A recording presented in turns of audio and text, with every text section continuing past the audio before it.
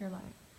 Hello again. For those of you who joined us earlier, thank you for being patient with us. We had some technical difficulties. Apparently, Facebook Live now kind of makes you be sideways, and we didn't think you'd want to watch the whole interview with us on our ears. So thank you for joining us today on CEP Live on Facebook. Today is the kickoff of a series of interviews that we hope will better connect you to the activities of the Kansas Legislature.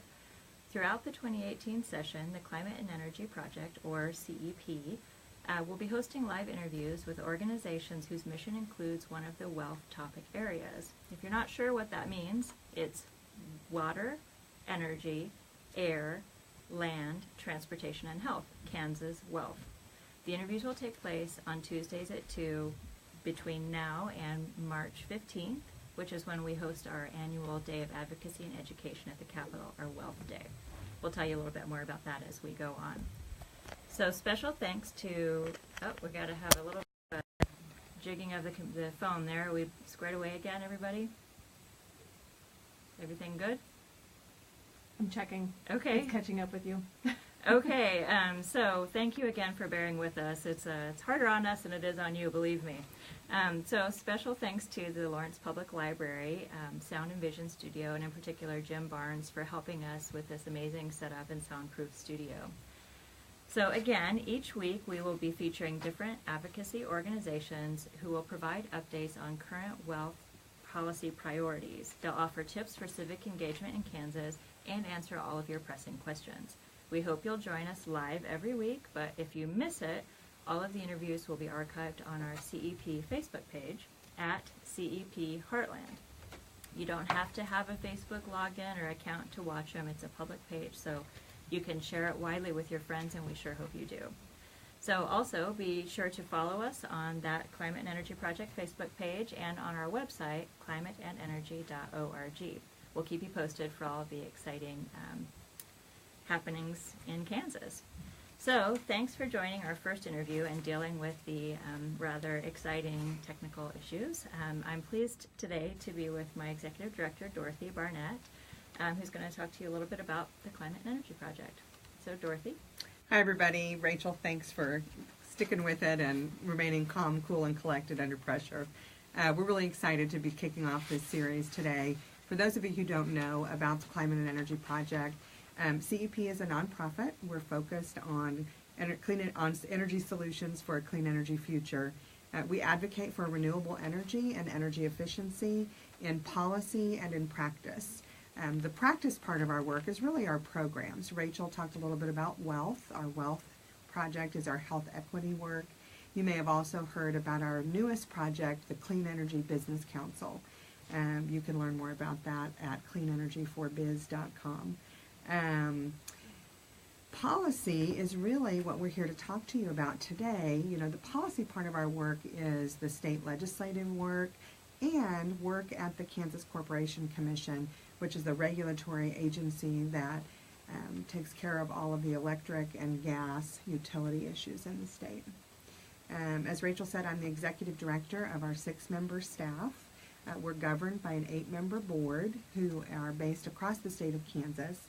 And you can please follow our work at Facebook, CEP Heartland, or our website, climateandenergy.org. Great. Thanks, Dot. So all of these interviews will follow a similar framework, so you can get used to the flow and when you want to ask which questions at what time during the interview. What will happen is we'll have a brief introduction, like Dorothy just did, of the particular advocacy organization and what they do. And then we'll jump right into an update on any pressing policy priorities relating to the wealth issues. Again, water, energy, air, land, transportation, and health. In Dorothy's case, that would be energy. And I'll let her get to that in just a minute here.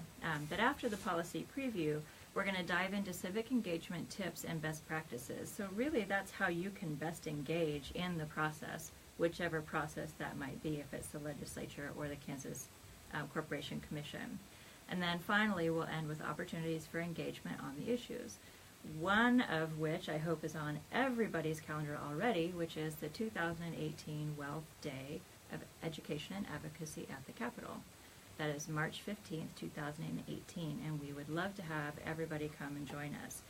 To register, you can go to, it's a weird URL, so here we go, bit.ly/2018 Wealth Day. Jamie's going to post that in our comments. It's also on our Facebook page and our website if you want to follow up like that. And finally, you can see a listing of all of the interviews that we have scheduled so far. We may end up scheduling more in the future, but everything right now is also on our Facebook page. So, Dorothy, I'll turn it back over to you. Would you please give our audience an update on the wealth policy issues for this session? Yeah, thank you, Rachel. There are a couple of issues that we're really focused on at the Kansas State House. The first one is, how do we increase opportunities for Kansans to access energy efficiency? Many of you know energy efficiency programs are key to the mission and the work that the Climate and Energy Project has done for more than 10 years now. We unfortunately have not been very successful. We remain, out of all 50 states, 48th on the American Council for an Energy Efficient Economies scorecard. States all around us, those who are our neighboring states that we compete for economic development, are all offering energy efficiency programs. They all have lower electricity rates than we do. So we know that we're missing a huge opportunity for energy efficiency. KCP&L's customers right across the state line in Missouri have access to robust energy efficiency programs, rebates, and incentives at all levels for people wanting to try to reduce their energy bills. So last week, a conceptual energy efficiency bill was introduced by Vice Chairman Mike Peterson in Senate Utilities, with the idea that we might need to modify our existing energy efficiency law. That is KEIA, the Kansas Energy Efficiency Investment Act. And so you'll be hearing more about that as we go along throughout the session. The second issue that we're really focused on was introduced by Senator Ty Masterson, also in Senate Utilities last week. And this bill is a bill that would return us to the 2009 Net Metering and Interconnection Act prior to its prior form. That bill would not only increase the size limits of residential and small commercial distributed generation or solar projects, but it would also include protection from discriminatory rates for solar customers. We've seen some attempts over the past few years by our investor-owned utilities to add some demand charges, higher charges to people who either have solar on their rooftops or businesses or who want to. And there's really some concern about that limiting the scope and the availability of solar power. So those are the two issues at the State House. But one of the other things I mentioned was we also engage in policy at the Kansas Corporation Commission.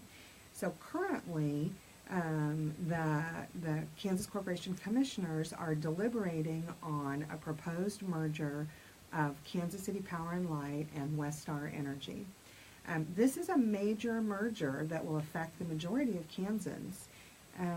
So there are going to be some opportunities for you all to let your voice be heard. On January 22nd in Topeka, you'll be able to make public comments at a public hearing. For you clean energy supporters, climate and energy supporters, it's important to let the commissioners know that you would like a continued investment and a commitment for clean energy. That should be a key piece of supporting any legislation. So that's the three issues that we're following closely, and we'll learn more about those as we go forward. It sounds like there's a lot of opportunities for engagement, and hearing that we're 48th in the nation for energy efficiency, I think that, as we like to say, there's all sorts of opportunity for improvement in that area. So Dorothy, would you please share with us some of the best practices you think people could use for engaging? Yeah, so the most important thing, I think, is to engage, however you'd like to do it. Some people think about, well, I don't even know who my representative is, or I don't know who to contact or how to contact them. So the first thing I would do is I would direct you, if you don't know who represents you at the State House, to go to openstates.org, and you type in your address, and it will tell you who your representative is, and it will tell you who your state senator is. You have a representative and you have a senator. It will also tell you who your congressional representation is. But today we're really focused on the State House in Kansas.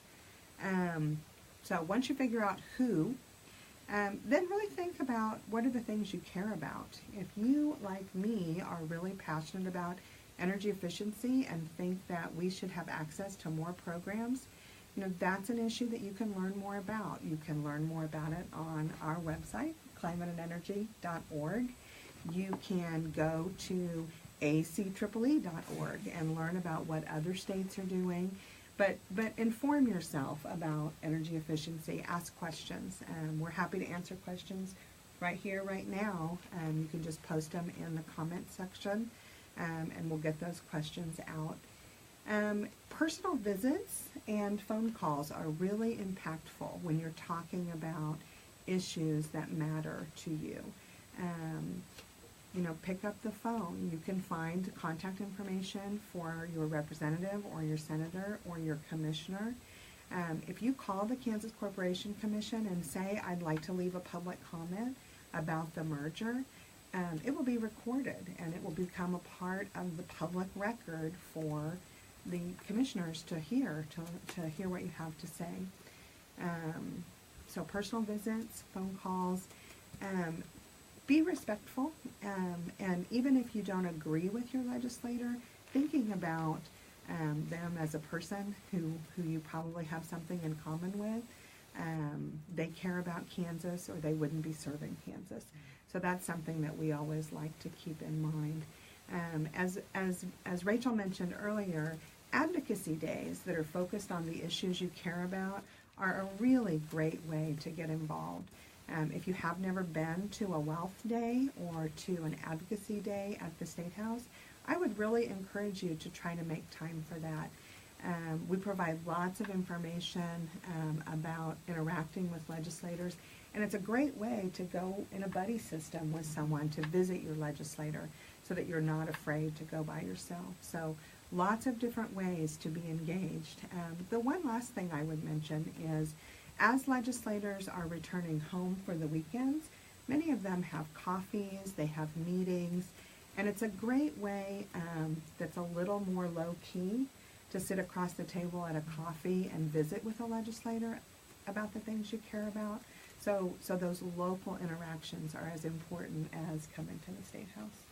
Excellent. Thanks for that very thorough response, Dorothy. It sounds like there's a lot of different ways to engage.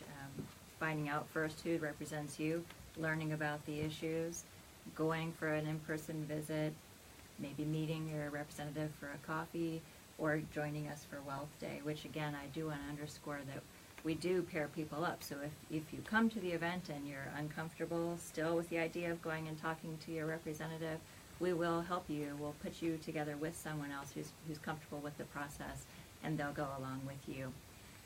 So, Dorothy, sometimes when we talk to people about this, I hear people say, I just don't know what I would say to somebody who does that stuff. So what would be some of the questions that you might recommend someone could ask if they were interested in energy issues? Right. So if you're interested in energy efficiency, ask an energy efficiency question about your legislator. Ask them if they support energy efficiency programs. Ask them if they would support having a utility provide energy efficiency programs. That's one thing you could do. The hot topic is probably going to be around net metering. And, if you care about solar power because you're concerned about the environment, I think it's important to ask your representative, how do they feel about providing clean energy to protect the environment? If you really just are concerned about saving money or really concerned about the economics, ask your representative how they feel about growing jobs in Kansas. If we can provide a stable policy environment, there's nothing but improvement for growth for renewable energy and solar power specifically. You know, in Kansas, we have a top 5 solar resource. And while we've done a great job of capitalizing on our robust and rich wind resource, we've barely tapped the surface for solar power. We have great companies in Kansas working to expand solar. And so I'd be asking my representative, do you support growing solar in Kansas? Yeah, good, excellent, thanks. I want to take just a quick moment to remind our audience that you can ask questions at any time. Again, you know, we're talking about questions I might ask my legislator. You can definitely ask us anytime, you know, for help or assistance, but now is a really perfect time because we're a captive audience here. So if you have questions, just type them in the comments area, and Jamie will let us know, and Dorothy will answer your questions right off the bat. So Dorothy, do you want to talk about any opportunities that are coming up for people to engage? I would love to. So as Rachel mentioned, Wealth Day is a great opportunity to talk on a variety of issues. You know, I think this will be the 8th day at the Capitol that the Climate and Energy Project has been involved in. Over the years, we've done Clean Energy Days, we've done Wind Works for Kansas Days, we've done Food Policy Days, and this will be our 2nd year doing a Wealth Day. It includes a yummy local lunch. Super yummy local lunch. And so we hope you'll think about that. I mentioned briefly the merger that is happening, the merger docket that the commissioners are exploring between Kansas City Power and Light and Westar. There are opportunities to make public comments. If you would like to make that comment in person, there is going to be a public hearing in Topeka at Washburn University's Technology Center on January 22nd at 6 p.m. I'll be there making a public statement on behalf of the Climate and Energy Project. It's a really great opportunity to get in front of the commissioners, as I said, and have them hear your thoughts about the merger.